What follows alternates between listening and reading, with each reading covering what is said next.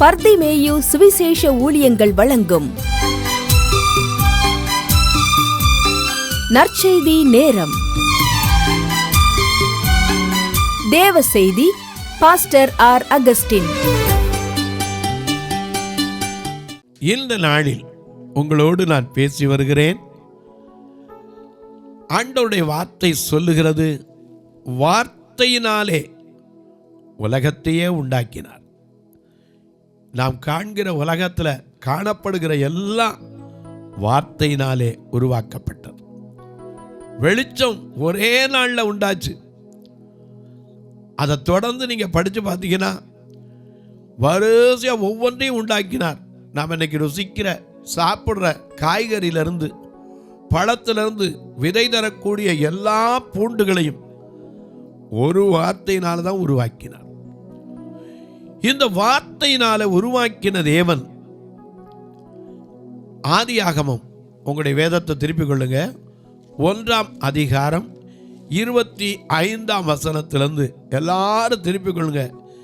எல்லாவற்றையும் உருவாக்கின தேவன் மனிதனையும் வார்த்தையிலே அவர் சொல்லித்தான் உருவாக்கினார். அதன் பிறகுதான் மண்ணை எடுத்தார், பிசைந்தார், அதில் இருக்கிற கல்லெல்லாம் எடுத்தார், மனிதனை வணைந்து ஜீவ சுவாசத்தை ஊதினார். எல்லாரும் உங்கள் வேதத்தை எங்கே இருந்தாலும் சரி தயவு செய்து தேடி கையில் எடுத்து ஆதியாகமம் 1ஆம் அதிகாரம் 25ஆம் வசனத்திலிருந்து எல்லாம் எடுத்து வச்சுக்கிறீங்களா? அல்லேலூயா. ஒரு வார்த்தை சொல்லும் கர்த்தாவே, எங்கள் வாழ்க்கையெல்லாம் செழிப்பாகுமே. ஒரு வார்த்தை சொல்லும் கர்த்தாவே, எங்கள் வாழ்க்கையெல்லாம் செழிப்பாகுமே. வார்த்தையிலே சுகம், ஒரு வார்த்தையிலே மதுரம். வார்த்தையிலே சுகம், ஒரு வார்த்தையிலே மதுரம்.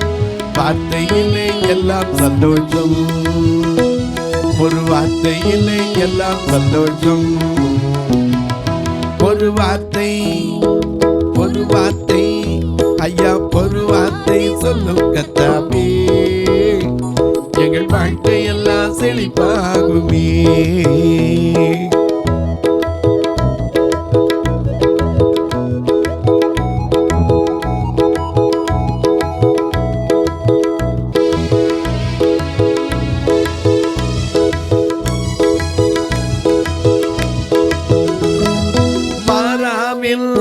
ஐயா மாறாவில், அந்த மாறாவில் தண்ணீர் எல்லாம் மதுரமாக மாறி போகும்.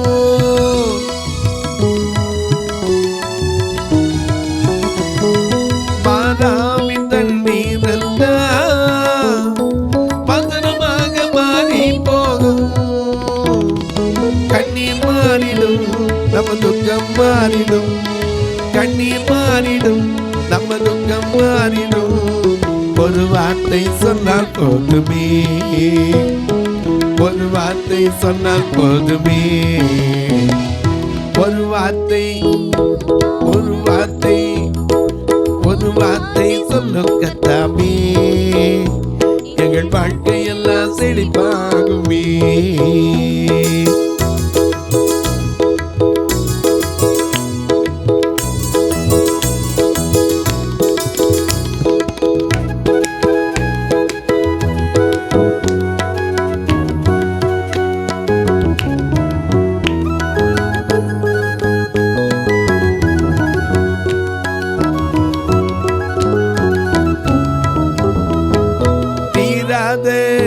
ஐயா தீராத வியாதி எல்லாம் மாறாமல் மாறி போகும்.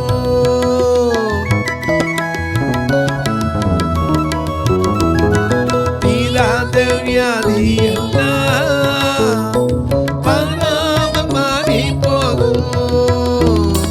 கண்ணீர் மாறிடும், நம்ம துக்கம் மாறிடும். கண்ணீர் மாறிடும், நம்ம துக்கம் மாறிடும். ஒரு வார்த்தை சொன்னால் போதுமே, ஒரு வார்த்தை சொன்னால் போதுமே.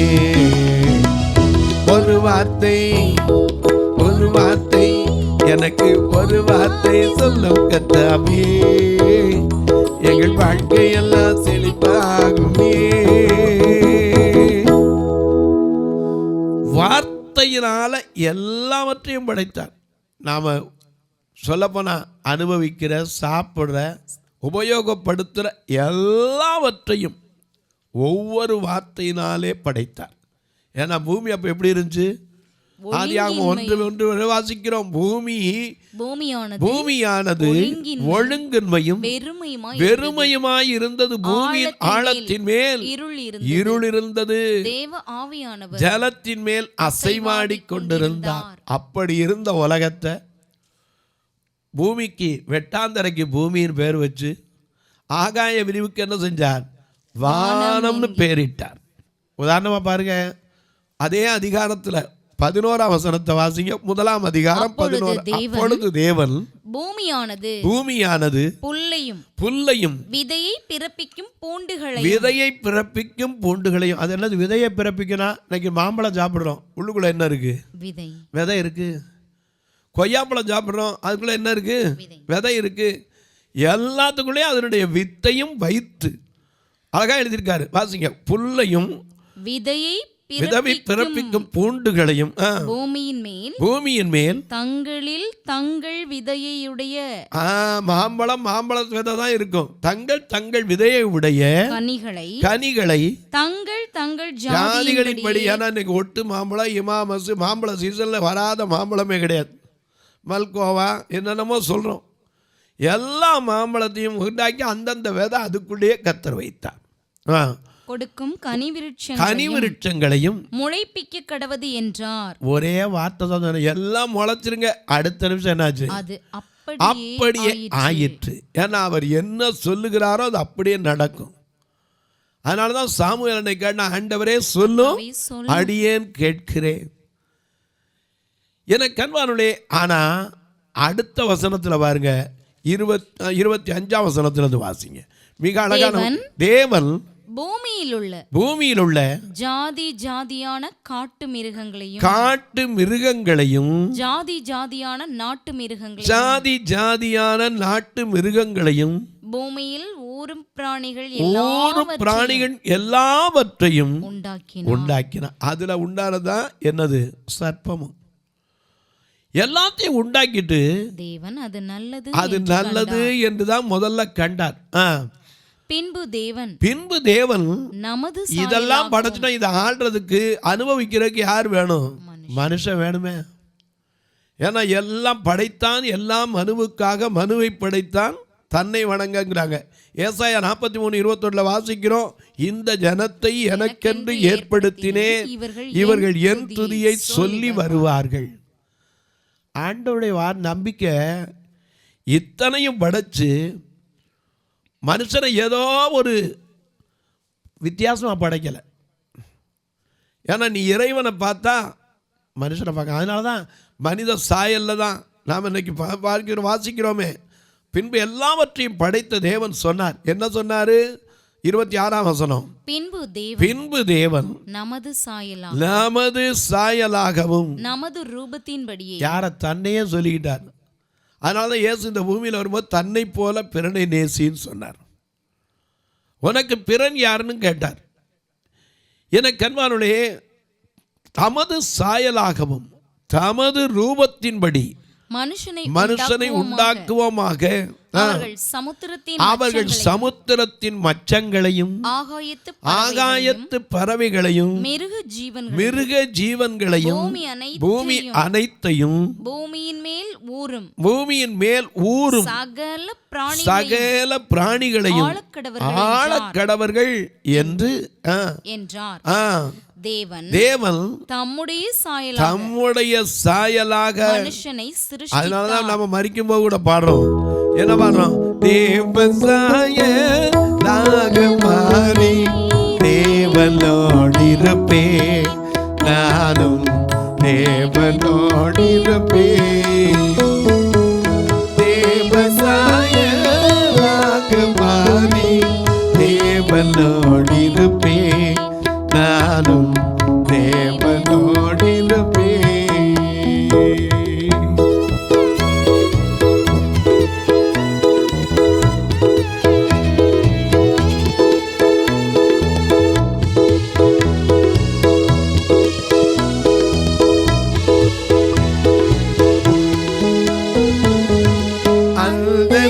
நாளும் நெருங்கிடுதே, அவர் நினைவா நிறைவேறுதே. அந்த நாளும் நெருங்கிடுதே, அவர் நினைவா நிறைவேறுதே. மண்ணின் சாயலை நான் மறந்து விண்ணவர் சாயல் அடைவே, விண்ணவர் சாயல் அடைவே. தேவசாயலாக மாறி தேவனோடிருப்பே, நானும் தேவனோடிருப்பே.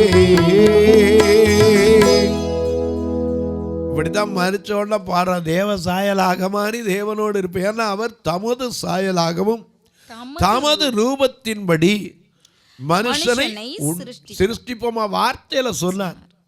சொல்லிட்டு தான் அதை செயலையும் காண்பித்தார். மற்ற எல்லாவற்றையும் வார்த்தையினால முடிச்சுக்கிட்டார். மனுஷனை படைக்கிறதுக்கு வார்த்தையும் பயன்படுத்தினார், பிராக்டிக்கலாகவும் காண்பித்தார். என்ன சொன்னார்? தம்முடைய சாயலாக தமது ரூபத்தின்படி உண்டாக்குறது எதுக்கு அதையும் சொல்றார். 27ஆம் வசனத்தில் தொடர்ந்து வாசிங்க. தேவன் மனுஷனை சிருஷ்டித்தார், அவனை தேவ சாயலாகவே சிருஷ்டித்தார், ஆணும் பெண்ணுமாக. நல்ல கவனிங்க, மனித வாழ்க்கையில தனியா இருந்தா சந்தோஷம் கிடையாது. அதனாலதான் அந்த குடும்ப வாழ்க்கையை ஆரம்பித்து வைத்தார். எனக்கு கண்பார்களை மல்கியா எழுதும்போது அதை மிக அழகா எழுதுறார். 2ஆம் அதிகாரம் 15ஆம் வசனத்தை வாசிக்க கேட்போம். மல்கியா அவர் ஒருவனை அல்லவா, ஒரே ஒரு மனுஷனை தான் படைச்சார். ஆவி அவரிடத்தில் பரிபூர்ணமாய் அவர் நினைச்சிருந்தா, ஒரு வார்த்தை சொல்லியிருந்தா, அத்தனை புல் பூண்டு, அத்தனை மரம் செடி கொடி, அத்தனை ஊர்ற பறக்கிற நடமாடுகிற எல்லாத்தையும் படைத்த தேவன் ஏன் ஒரு கூட்டத்தையே படைச்சிருக்க கூடாதா? முடியாதா? அவர் ஒருவனை அல்லவா படைத்தார், ஆவி அவரிடத்தில் பரிபூர்ணமாய் இருந்ததே, பின்னையே ஒருவனை படைத்தார். தேவ பக்தியுள்ள சந்ததியை பெறுவதற்காகத்தானே. ஆனா இந்த தேவ பக்தி உள்ள மனிதனை பெறுறதுக்கு வந்த ஒருத்தனை படைச்சார். எப்படி படைச்சார்? தமது சாயலாக தமது ரூபத்தின்படி அவனை உண்டாக்கி, ஆணும் பெண்ணுமா உண்டாக்கி என்ன செய்தார்? சமுத்திரத்தின் மச்சங்களையும் பூமியில் ஆள்ற எல்லா சகலவற்றையும் ஆண்டு கொள்ளுங்கள் என்று கையெழுத்து அவர்களை ஆசீர்வதித்தார்.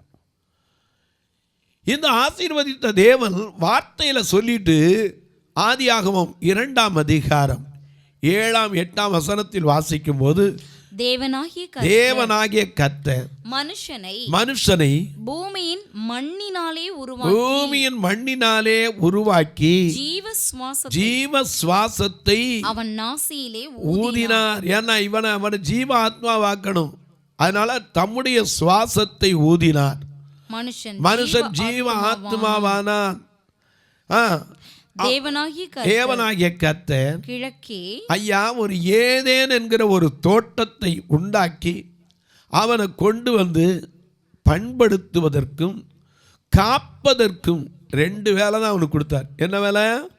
பண்படுத்த, காக்கும். சரி, நல்லா கவனிங்க. இப்போ ஆதாம படைச்சாச்சு, மனுஷனை படைச்சாச்சு. அவனுக்கு எல்லாவற்றையும் வேண்டியதெல்லாம் இயற்கை உலகம், அடுத்தாப்புல சோஷியல், 2 விதமாக இருக்குது படைப்பு. ஒன்று இயற்கையாக படைக்கப்பட்டிருக்கிற ஒரு காடு சார்ந்த நிலம், மலை சார்ந்த நிலம், அதை மாதிரி பூமி எல்லாம் படைச்சிருக்கார்.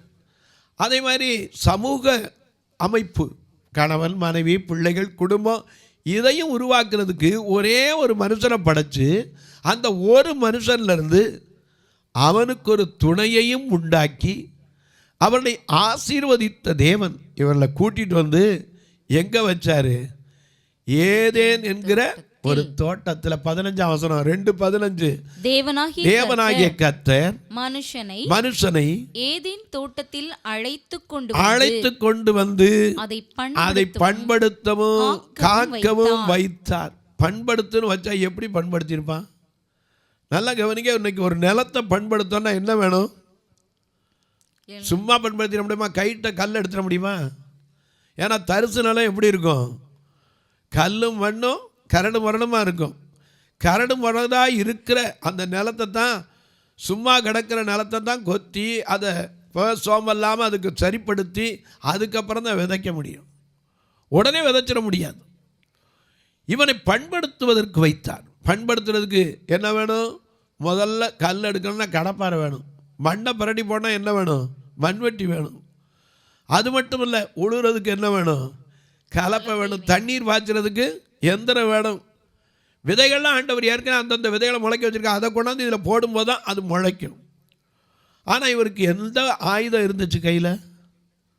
ஏதாவது ஆண்டவர் கூட படைக்கும்போது இந்தாப்பா உனக்கு வேண்டிய ஆயுதத்தையும் படைக்கிறேன்னு சொன்னாரா? இல்லையே. இல்லை, எந்த கொல்லம் இருந்தான்? இதை கொஞ்சம் கேட்டு பாருங்கள், தெரியும் நமக்கு. பண்படுத்தணுன்னா சாதாரண காரியம் இல்லை. ஒரு நிலத்தை இன்றைக்கி நம்ம பார்க்கும்போது பச்சை பசேன்னு தெரிகிற மாதிரி இருக்குது. ஆனால் விவசாயிகிட்ட போய் கேட்டு பாருங்கள், பிள்ளைய பார்த்த மாதிரி நிலத்தை பார்த்துருப்பான். முதல்ல கல்லெல்லாம் பேத்தெடுத்து அதுக்கப்புறம் அந்த மண்ணெல்லாம் பிரட்டி தள்ளி அதில் கொஞ்சம் தண்ணி அடித்து சரிப்படுத்தி அப்புறம் உழுது அதில் பயிர் செஞ்சு அறுவடை பண்ணும்போது தான் அவனுக்கு பெரிய சந்தோஷம். ஆனால் இத்தனைக்கும் இடையில களை வளர்ந்துடும். களை எடுக்கிறதுக்கு என்ன வேணும்? களை கொத்தி வேணும். இதெல்லாம் எங்கே போய் பார்த்தான்? ஆண்டவர் மனுஷனுக்கு அதிகாரத்தை கொடுத்தார். அதிகாரத்தை கொடுத்தார். இவை எல்லாவற்றையும் என்ன செய்யணும்? ஆண்டு கொள்ளணும்னு தம்முடைய சாயலில் உருவாக்கினார். தமது ரூபத்தின்படி உருவாக்கினதுனால தமக்கு இருந்த அதிகாரத்தை யாருக்கு கொடுத்தார்? மனுஷனுக்கு கொடுத்தார். அதனால தான் நாம் பாடுறோம். என்ன பாடுறோம்? ஒன்று சேர்ந்து துதிப்போம், சாத்தானை மிதிப்போம், தேசத்தை சுதந்தரிப்போம். ஒன்று சேர்ந்து துதிப்போம், சாத்தானை மிதிப்போம், தேசத்தை சுதந்தரிப்போம். நம் இயேசு நல்லவர், ஒரு போதும் கைவிடா, ஒரு நாளும் விலகிடா. நம் இயேசு நல்லவர், ஒரு போதும் கைவிடா, ஒரு நாளும் விலகிடா.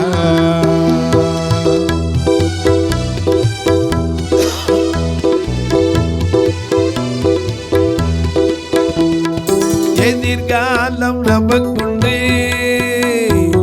எதற்குமே பயமில்லை. எதிர்காலம் நமக்குண்டு, எதற்குமே பயமில்லை.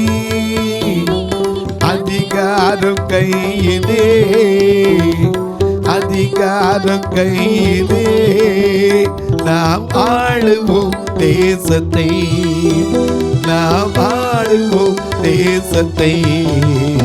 ஒன்று சேர்ந்து, ஒன்று சேர்ந்து நாம் துதிப்போம், சாத்தானை மிதிப்போம், தேசத்தை சுதந்தரிப்போம். ஒன்று சேர்ந்து நாம் துதிப்போம், சாத்தானை மிதிப்போம், தேசத்தை சுதந்தரிப்போம்.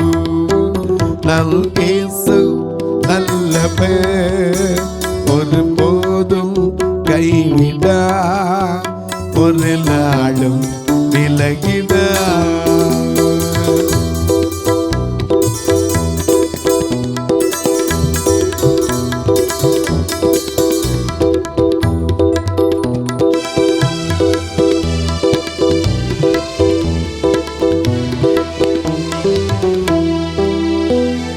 கண்ணீரை காண்கிறார், கதறலை கேட்கிறார்.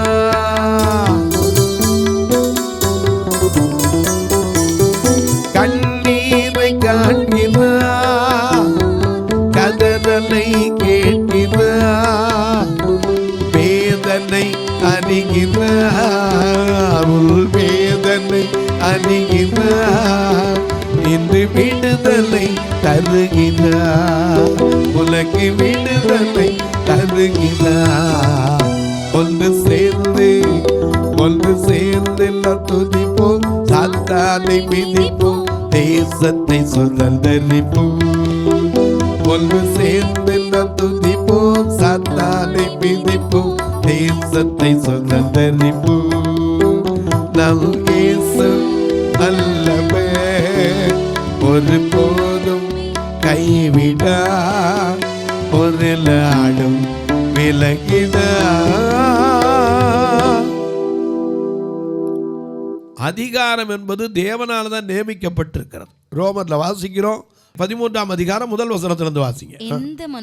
எந்த மனுஷனும் மேலான அதிகாரம் உள்ளவர்களுக்கு கீழ்ப்படிய கடவன், ஏனென்றால் தேவனால் அன்றி ஒரு அதிகாரமும் இல்லை. ஆமா, ஏன்னா அவர் அதிகாரி. யார் இதற்கெல்லாம் அதிகாரினா அதை நாம் அறியணும் சொன்னா அவர் தான் முதல்ல நமக்கு அதிகாரி. தேவனால் அன்றி ஒரு அதிகாரமும் கிடையாது. அது மட்டும் இல்ல, உண்டாயிருக்கிற அதிகாரங்கள் தேவனாலே நியமிக்கப்பட்டிருக்கிறது. ஆதலால் அதிகாரத்திற்கு எதிர்த்து நிற்கிறவன் தேவனுடைய நியமத்திற்கு எதிர்த்து நிற்கிறான். அதிகாரிகள் நல்ல கிரியைகளுக்கு மட்டுமல்ல, துர்க்கிரியைகளுக்கு தான் தீவிரமா இருக்காங்க. எனக்கு அன்பானவர்களே, ஆனால் அதே 3ஆம் அதிகாரத்தில் ரோமர் 3:13 பாருங்க. இதில் அதிகாரத்தை இப்படியும் பயன்படுத்தலாம். 3ஆம் அதிகாரம் 13ஆம் வசனம் மிக அழகாக நமக்கு எழுதி வச்சிருக்கார். ரோமர் 3:13 அவர்கள் தொண்டை திறக்கப்பட்ட பிரேத குழி தங்கள் நாவுகளால் வஞ்சனை செய்கிறார்கள். அவர்களுடைய உதடுகளின் கீழே பாம்பின் விஷம் இருக்கிறது. அவர்கள் வாய் சபிப்பினாலும் கசப்பினாலும் நிறைந்திருக்கிறது. நல்ல கவனிங்க, ரெண்டும் மனுஷன் இருக்கு. உங்க நாட்டில் தான் மரணமும் ஜீவனும் இருக்கிறது. இந்த வார்த்தையினாலே படைத்த தேவன் ஆதாமையும் குடும்பத்தோட கொண்டு வந்து எங்க வச்சாரு? ஏதேன்ல வச்சார். ஏதேன்ல வச்சவர் நல்லா எல்லாத்தையும் அனுபவிப்பா அப்படின்னு சொன்னார். சொல்லிட்டு ஒரே ஒரு கட்டளை தான் கொடுத்தார். எனக்கு அன்பானுளே, ஒரு கட்டளை. இப்போ மாதிரி நமக்கு இப்போ 10 கட்டளைகள் எழுதப்பட்டிருக்கு. என்ன செய்யப்பட்டிருக்கு? விபச்சாரம் செய்யாத, கொலை செய்யாத, களவு செய்யாத, பொய் சாட்சி சொல்லாத, பிறனுக்கு செய்த என்று இச்சிக்காத, இப்படி நமக்கு 10 கற்பனைகளை எழுதியிருக்கார். ஆனால் ஆதாமுக்கு ஒரே ஒரு கற்பனை. அன்னைக்கு ஒரு அம்மா கேட்டாங்க, ஏன் அவருக்கு 10 கற்பனை எழுதலைன்னாங்க. அவனுக்கு இருந்ததே ஒரே ஒரு பொண்ணு தான் கூட. பிறருக்குரிய ஒன்று இச்சையாது இருப்பாயனா அவன் எதை போய் இச்சுவான்னு கேட்பான்ல. ஆண்டவர் எப்போ ஞானம் உள்ளவர். நமக்கு தான் ஞானம் அப்பப்போ குறுக்கு புத்தி வரும். எனக்கு அன்பானுடைய குறுக்கு புத்தி மனுஷனுக்கு அதிகமாக உண்டு. ஒரு சின்ன உதாரணம் சொல்ல நேரம் இல்லை. ஒரு சலவை தொழிலாளி ஒவ்வொன்றா துவைச்சி ஒவ்வொன்றா அயன் பண்ணி ஒவ்வொன்றா மடித்து கொண்டாந்து கொடுத்தா எப்படி இருக்கும்? மொத்தமாக ஒரே பொட்டமாக கட்டி துவைச்சா எப்படி இருக்கும்? அப்படியே துவைச்சா அப்படியே தேய்ச்சி அப்படியே கொண்டாந்தா எப்படி இருக்கும்? எதுவும் ஒழுங்குங்கிறவமாக செய்யப்படும். ஆண்டவர் அதனால தான் இந்த மனிதனை படைத்து அவனை ஒரு தோட்டத்தில் கொண்டு வந்து காப்பதற்கும் அதை பண்படுத்துவதற்கும் வைத்தார். தொலைக்காட்சியில் பார்க்கிற என் அன்பு மக்களே, இந்த நிகழ்ச்சியை நாள்தோறும் பார்க்குறீங்க. வார்த்தையினால தான் ஆண்டவர் எல்லாவற்றையும் செய்து முடித்தார். அதனால தான் யோவான் 1:1 வாசிக்கிறோம், ஆதியில் ஒரு வார்த்தை இருந்தது, அந்த வார்த்தை தேவனிடத்தில் இருந்தால் அது தேவனாய் இருந்தது, அது மாம்சமாகி வெளிப்பட்டது என்று வாசிக்கிறோம். இந்த நிகழ்ச்சியை பார்க்குற நீங்கள் ஒரு வார்த்தை ஜெபம் பண்ணுறீங்களா? இது தொடர்ந்து வரணும். இதற்கான தேவைகள் சந்திக்கப்படணும். ஒவ்வொரு நாளும் we must spend 5,000 each and every day and each and every month. எல்லா மாதமும் எல்லா நாளும் செலவழிக்கணும். உங்களுக்கும் ஒரு வேளை கர்த்தர் ஏவுதல் இருந்தால் ஒரு நான் நிகழ்ச்சியை தாங்கலாம். அநேகர் கேட்குறீங்க, நிகழ்ச்சியை தாங்கினா ஃபோட்டோ போடுவீங்களான்னு. நான் சொன்னது ஒன்றே ஒன்று தான், உங்கள் ஃபோட்டோவை நானே பார்க்க முடியாது. அதனால தான் நான் ஃபோட்டோக்கள்லாம் எதுவுமே போடுறதில்லை. எங்கள் சபையில் நடக்கிற கூட எடுத்து நான் காமிக்க மாட்டேன். ஏன்னா மனுஷனை காட்டி ஒரு நாள் ஊழியத்தில் வர வேண்டாம். கர்த்தருடைய வார்த்தைக்கு இல்லாத மரியாதை மற்றதுக்கு இல்லை. அதனால் நான் வார்த்தையை நம்புகிறவன். நீங்களும் கர்த்தர் ஏவினால் தாங்கலாம். அது மட்டுமல்ல, உங்கள் பிறந்த நாள், திருமண நாள் போன்ற நல்ல நாட்கள், வேலையில் உயர்வு கிடைத்த நாள், பிள்ளைகள் பட்டம் பெற்ற நாள், ஏன் இன்னும் சொல்லப்போனால் நல்ல ஒரு பதவிக்கு அமர்ந்த நாள், இப்படி வர்ற நாட்களில் கர்த்தர் ஏவினால் நீங்களும் இந்த பிள்ளைகளுக்கு ஒரு நாள் ஞாயிறு ஆகாரம் கொடுக்க உதவலாம். இவங்களை அழைத்து வர வேன் வாடகை மாதம் 20,000 வருது, இதற்கு கொடுக்கலாம். ஒருவேளை ஐயா 20,000 இதுக்கு நானே ஒரு வேலை தந்தனால அது கர்த்தர் உங்கள் மனசில் ஏவனா நீங்களும் கொடுக்கலாம். ஆனால் கட்டாயமில்லை, விசனமாயல்ல. நீங்கள் கேட்பீங்க, எப்படி பிரதர் இதுக்கு நாங்கள் தொடர்பு கொண்டது? நாங்கள் ரொம்ப தூரத்தில் இருக்கோம், வரவும் முடியாது. இப்போ தான் ஒன்றுமில்லை, ஃபோன் இருந்தால் போதுமே, எல்லா இடத்துக்கும் என்ன செய்யலாம், பண பரிவர்த்தனை ரொம்ப சுலபமாக செய்யலாம். இதில் 2 ஃபோன் நம்பர் வருது. இது வழியாக நீங்கள் ஜிபே, ஃபோன்பே எல்லாம் இருக்குது, தொடர்பு கொள்ளலாம். கணக்கு வைக்கிறவங்க என்ற கேளுங்க, அதுக்குரிய இலக்கங்களை உங்களுக்கு தருவேன், நீங்கள் தொடர்பு கொள்ளலாம். உங்கள் ஜபக்காரி எது இருந்தாலும் காலை 10லேருந்து 5 மணிக்குள்ளே தாராளமாக சொல்லலாம். எமர்ஜென்சி ஒருவேளை நைட்டில் டெலிவரிக்கு போகிறோம், திடீர்னு நைட்டில் ஒரு அசம்பாவிதம் நடந்துருச்சு அப்படின்னா தாராளமாக கூப்பிடுங்க, உங்களுக்கு ஜெபிக்கிறேன். ஏன்னா அதை விட வேறு வேலை கிடையாது. மற்றபடி காலை 10லேருந்து 5 மணிக்குள்ளே கொடுங்க. ஏன்னா நான் தெருவில் பிரசங்கம் பண்ண போயிடுவேன். உங்கள் ஃபோனை எடுக்கலேன்னு வருத்தப்படக்கூடாதுங்கிறதுக்கு தான் சொல்கிறேன். ஒருவேளை நீங்கள் வந்து பார்க்க வேண்டும் என்று விரும்பினால் நீங்களும் தாராளமாக வரலாம். நான் ஃபோன் பண்ணிவிட்டு வாங்க. ஏன் தெரியுமா, நீங்கள் அலைஞ்சிடக்கூடாது. உங்களை கூட்டிகிட்டு வந்து காட்டி திருப்பி அனுப்பி வைப்பேன். இப்போ உங்களுக்காக ஜெபிக்கட்டுமா? நல்ல பிதாவே, நன்றியோடு துதிக்கிறோம் சுவாமி. இந்த மனமகிழ்ச்சியான நல்ல நாளில் யார் யார் என்னென்ன மனவேதனையோடு என்னென்ன மனபாரத்தோடு இந்த தொலைக்காட்சி முன்னாடி உட்கார்ந்து இந்த நாளில் இதை நான் எப்படி செய்து முடிக்க போகிறேன், இந்த காரியம் எனக்கு வாய்க்குமா, ஐயோ இன்னைக்கு போகிறேனே அவரை பார்க்க முடியுமா, என் காரியத்தில் இன்னைக்கு ஒரு நீதி கிடைக்குமா, கோர்ட்டுக்கு போகிறவங்க இருக்கலாம். ஒருவேளை ஐயா தேர்வுக்கு போகிற பிள்ளைகள் இருக்கலாம், ஐயோ இந்த தேர்வில் என் பிள்ளை வெற்றி வருவானா. ஒருவேளை ஒரு திருமண காரியத்திற்காக நீங்கள் புறப்பட்டு போகலாம். உங்கள் பிள்ளைக்கு பெண் பார்க்கவோ அல்லது மகளுக்கு ஒரு மணமகன் பார்க்கவோ நீங்கள் போகலாம், அல்லது ஒரு பிரயாணப்பட்டு போகலாம். நியாயாதிபதிகள் 18:6 போங்கள், இந்த பிரயாணம் கர்த்தருக்கு ஏற்றது என்று ஆசாரியன் சொன்னபடி உங்கள் பிரயாணத்தில் கர்த்தர் கூட இருக்கட்டும். பிறந்த நாள் திருமண நாளை நினைவு கூறுகிற மக்களுக்கு இந்த ஆண்டு அநேக நன்மைகள் பெருகும் ஆண்டாய் இருக்கட்டும். வியாதி படுக்கையில் இருப்போருக்கு சுகம் பெறும் நாளாய் அமையட்டும். வேதனையோடு கண்ணீரோடு பிறரிடத்தில் சொல்லி அழ முடியாமல் மன நிந்தையோடு அவமானத்தோடு இருக்கிறவர்களுக்கும் கர்த்தர் நம்பிக்கை வீண் போகாது என்று சொன்னவர் அவருடைய நம்பிக்கைகளை உறுதிப்படுத்தும். இந்த ஊழியத்தை தாங்குகிற, ஜெபிக்கிற, கொடுக்கிற எல்லா மக்களையும் மனமாற ஆசீர்வதிக்கிறேன். ஆண்டவருடைய பிள்ளைகளின் பிள்ளைகளுக்கு குறைவெல்லாம் நிறைவாக்கி ஆசீர்வதிக்கிறார். வானத்திற்கும் பூமிக்கும் சகல அதிகாரம் கொண்ட இயேசு கிறிஸ்துவின் ஈடு இணையற்ற வல்லமையுள்ள நாமத்தில் ஜெபிக்கிறேன் நல்ல பிதாவே, ஆமென். சபை ஆராதனை ஞாயிறு காலை 10 மணி முதல் 12 மணி வரை. இடம் பர்திமேயு சுவிசேஷ ஆலயம், அன்னை சத்யா நகர், இளமனூர் அஞ்சல், சக்கிமங்கலம் வழி, மதுரை மாவட்டம். பின்கோட் 625201 மற்றும் பர்திமேயு சுவிசேஷ ஜெப வீடு, flat number 107, Eden garden, Muthur, Tirunelveli. Pincode 627011. சிறப்பு உபவாச கூட்டம் ஒவ்வொரு மாதமும் 2வது சனிக்கிழமை காலை 10 மணி முதல் 1 மணி வரை நாகர்கோவில் YMCA ஹாலில் வைத்து நடைபெறுகிறது. மற்றும் ஒவ்வொரு மாதமும் 4வது சனிக்கிழமை காலை 10 மணி முதல் 1 மணி வரை திருநெல்வேலி புதிய பேருந்து நிலையம் அருகில் உள்ள கிரேஸ் ஹாலில் வைத்து நடைபெறுகிறது. எங்கள் எல்லா ஆராதனைகளிலும் கலந்து கொண்டு தேவனை மகிமைப்படுத்த அன்பாய் அழைக்கிறோம்.